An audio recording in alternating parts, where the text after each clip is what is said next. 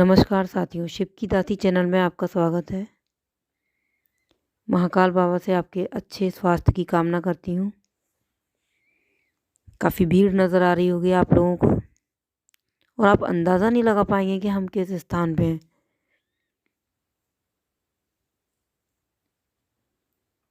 बहुत भीड़ नज़र आ रही है।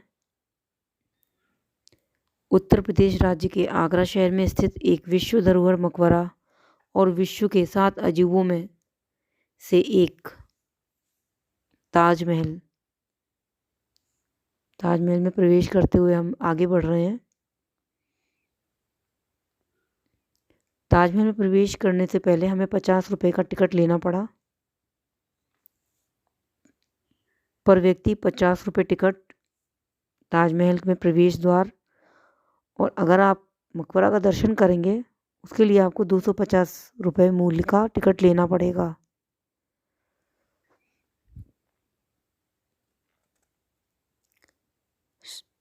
इसका निर्माण 17वीं सदी में मुगल सम्राट शाहजहां ने अपनी पत्नी मुमताज महल की याद में करवाया था। ताजमहल प्रेम का प्रतीक माना जाता है। मकराना प्रदेश से संगमरमर को लाया गया। भारत में मुस्लिम कला का गहना और दुनिया की विरासत की सार्वभौमिक प्रशंसनीय कृतियों में से एक ताजमहल। इसके मुख्य जो वास्तुकार थे वो उस्ताद अहमद लाहौरी थे। ये देखिए कितनी भीड़ नज़र आ रही है आपको। लाइन लगा के प्रवेश करना पड़ रहा है। ये देखिए कुछ लोग थक गए तो बैठ गए। थोड़ा सा आराम करने के बाद फिर आगे बढ़ते हैं। ये देखिए यहीं पे फ़ोटो सेशन चालू हो गया यहाँ पे लोगों का।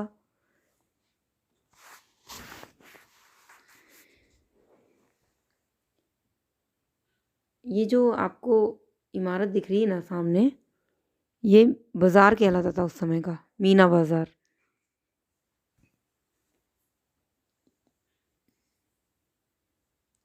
ये बाग बगीचा ताजमहल के प्रवेश द्वार पर एक बगीचा है और इसके बगल में जो कमरे बने हुए हैं उसमें कैदियों को रखा जाता था।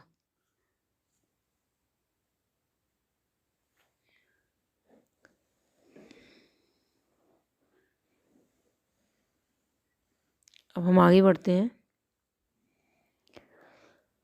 सभी लोगों को ताजमहल का नाम ताजमहल ही पता है, लेकिन ताजमहल को एक नाम से और पुकारा जाता है जो नाम उसको शाहजहां के द्वारा दिया गया था, रौजा ए मुबरा। रौजा ए मुबरा का हिंदी अर्थ होता है जगमगाता हुआ मकबरा। और देखिए सामने से आपको नजर आ रहा है जगमगाता हुआ मकबरा, ताजमहल। देखिए कितना खूबसूरत लग रहा है।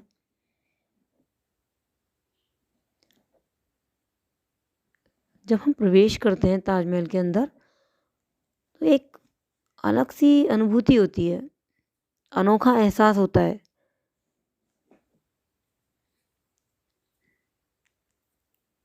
विश्व का इकलौता 7 अजूबों में पहले स्थान पर आता है ताजमहल। नीले नीले आसमान के नीचे ताजमहल का खूबसूरत व्यू कितना सुंदर लग रहा है, वाह। और भीड़ तो देखिए जरा, भीड़ में से आवाज आ रही है वाह, लुकिंग लाइक अ वाह। यहाँ पे ताज का दीदार करने के लिए देश विदेश से पर्यटक आते हैं। पर्यटकों के बीच सुर्खियों में रहता है ताजमहल। माफ़ी चाहूँगी, थोड़ा सा मेरा जवान लड़खड़ा गया। ये मेरा पहला ब्लॉग है, अगर मुझसे कोई गलती हो तो क्षमा करें।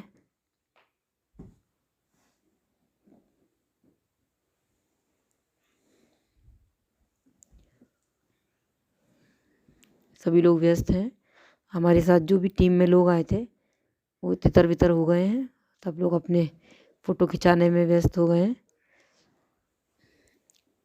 ये देखिए, पूरा इसका पूरा व्यू लेने की कोशिश कर रही हूँ। ये वाह, कितना सुंदर।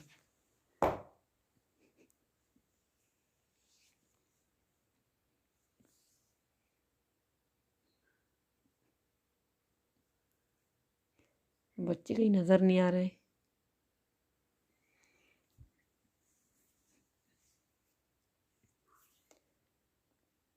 चलिए आगे बढ़ती हूँ। बच्चों के साथ बच्चों की मौसी और बुआ जी हैं, तो मुझे कोई फिक्र इतनी है नहीं। ये देखिए, फ़ोटो खींच रही हैं। कोई किसी के बीच में आ रहा है, कोई किसी के बीच में आ रहा है।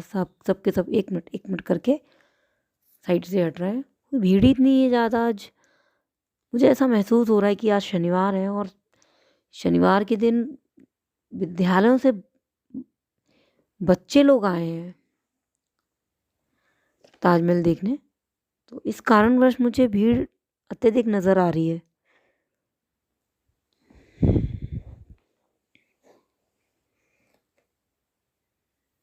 अब आगे बढ़ते हैं।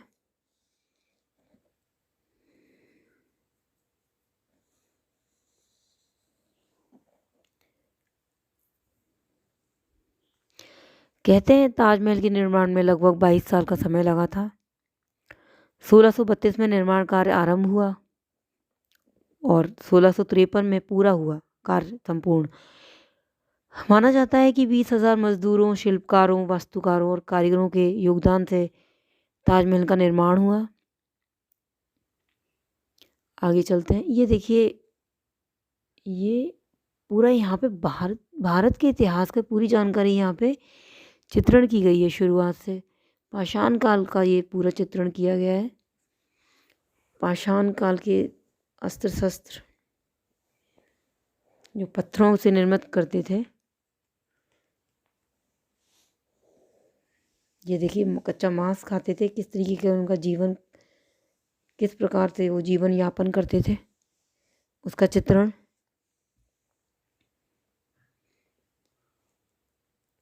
पाषाण काल के बाद आता है सिंधु सभ्यता।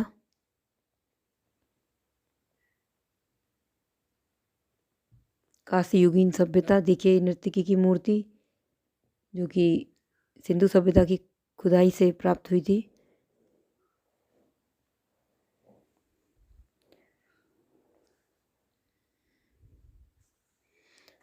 बहुत सुंदर। यहाँ पे आके आपको ताजमहल ही नहीं, यहाँ पे आपको एक झलक मिल जाएगी पूरी प्राचीन इतिहास की। पाषाण काल से लेके यहाँ पे सभी चीज़ मुझे देखने को मिली।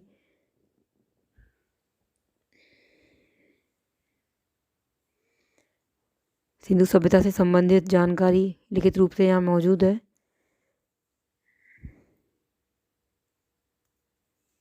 आगे बढ़ते हैं।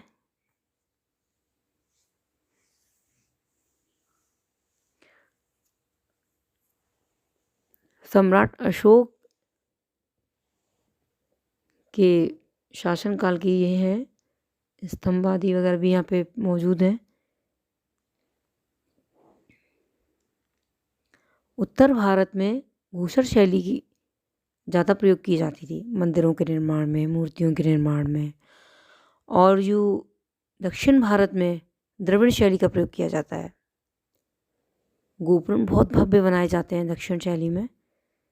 और जो उत्तर और दक्षिण का जो मध्य भाग होता है, वहाँ पर बेसर शैली का प्रयोग किया जाता है।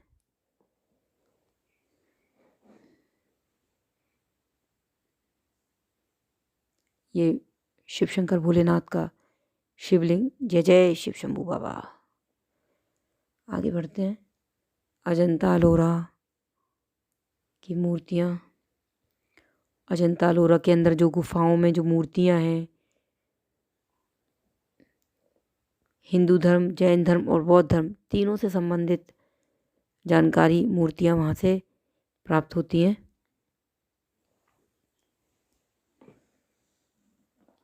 आगे बढ़ते हैं।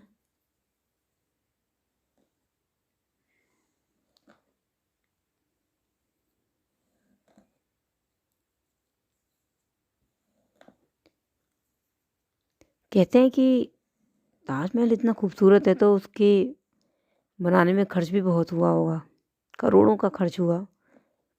और इसके मेहराब और गुंबद सौंदर्य का पहलू बढ़ाते हैं। ताजमहल जो है वो 2007 में 7 अजूबों में शामिल किया गया था और इसकी घोषणा एक्ट्रेस बिपाशा बासु के द्वारा की गई थी। आगे बढ़ते हैं। अजंता लोरा की गुफाओं से संबंधित मूर्ति कलाकृतियाँ।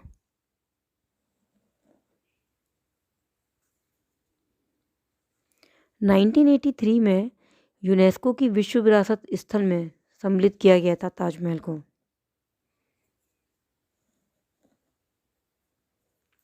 बहुत ही सुंदर। ताजमहल को आप देखेंगे तो आपको एक अलग सी अनुभूति होगी। ताजमहल के साथ एक रहस्य भी जुड़ा हुआ है। कहते हैं जब अपने पुत्र औरंगजेब के द्वारा शाहजहां को वो बंदी बना लिया गया था, तो उनको लाल किले में बंदी बनाया गया और वो लाल किले से ही ताजमहल को निहारते रहते थे। शाहजहां का बचपन का नाम खुर्रम और मुमताज़ महल का नाम बचपन का अर्जुमंद बानो था। और जो मुमताज़ महल नाम है वो शाहजहां के द्वारा ही अर्जुमंद बानो को दिया गया था।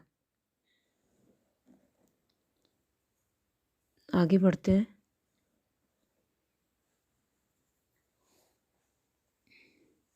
इसके साथ एक रहस्य भी जुड़ा हुआ है ताजमहल के साथ। ऐसा माना जाता है कि ताज नगरी में जो यमुना किनारे एक खुफिया दरवाज़ा है ताजमहल में प्रवेश करने के लिए। इसी दरवाजे से शाहजहां को जब वो मृत्यु को प्राप्त हो गए तो शाहजहां का शव ताजमहल में प्रवेश इसी खुफिया दरवाजे से किया गया था और ब्रिटिश शासनकाल में इस दरवाजे को बंद कर दिया गया था और ये दरवाज़ा वर्तमान में अभी भी बंद है। कहते हैं विभिन्न प्रकार के कुओं के ऊपर ताजमहल का निर्माण किया गया है।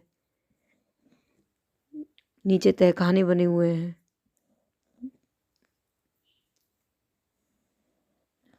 अनेकों कमरे हैं। ये पूरा दक्षिण के स्थलों का चित्रण है।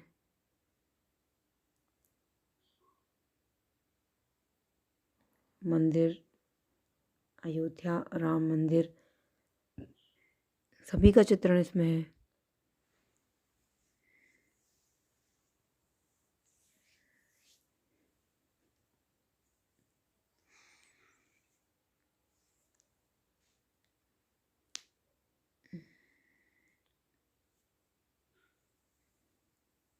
रथ मंदिर,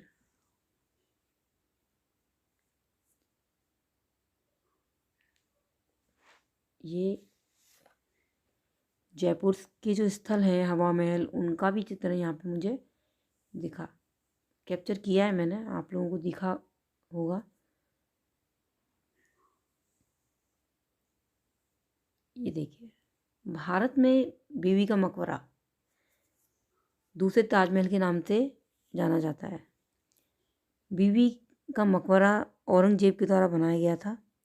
हालांकि औरंगजेब ने अपना मकबरा बनवाने के लिए मना कर दिया था कि मेरा मकबरा ना बनाया जाए, लेकिन उनकी जो बीवी थी उनकी कामना थी कि उनका मकबरा बने और ताजमहल जैसा बने। तो औरंगजेब ने अपनी बीवी के लिए बीवी का मकबरा बनवाया, जिसकी जो बनावट है वो ताजमहल से हुबहू मिलती जुलती है। इसलिए बीवी के मकबरे को भारत में दूसरे ताजमहल से कंपेयर करते हैं और उसको दूसरा ताजमहल ही मानते हैं। ये बच्चा भागते हुए आ रहा है। अब मैं आगे बढ़ रही हूँ। आराम से, बच्चा गिरना नहीं। आगे बढ़ते हैं। ये बाग बगीचे, यहाँ पे विभिन्न प्रकार के वृक्ष आपको मिलेंगे। प्रत्येक फल का यहाँ पे आपको वृक्ष मिलेगा। यहाँ पे मुझे चीकू का वृक्ष दिखा। मुझे चीकू बहुत पसंद है, मेरा फेवरेट है। अब आगे बढ़ती हूँ।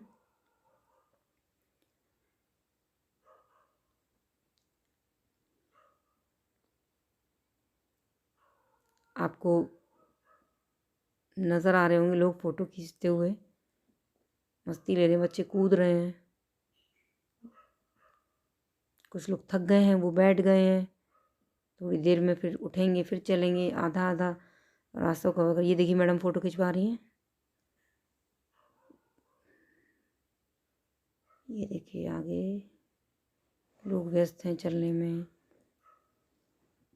अभी 3:30 का समय है, भीड़ बढ़ती जा रही है। और जब हम निकल के आए ना, तब भी बहुत भीड़ आ रही थी। ये देखिए मैडम, आप कैमरे में देख रही हैं कैसा फ़ोटो आया है। पहले खिंचवा लिया, आप देख रही हैं झांक के कैमरे में कैसा फ़ोटो आया है।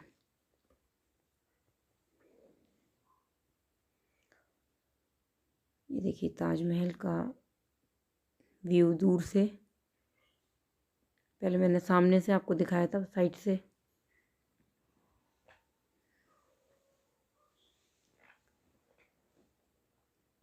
आगे बढ़ रही हूँ धीरे धीरे। ये देखिए भीड़ कितनी आपको नज़र आ रही है। देखिए भीड़, बहुत भीड़ है। ये देखिए थोड़ा सा जूम करती हूँ।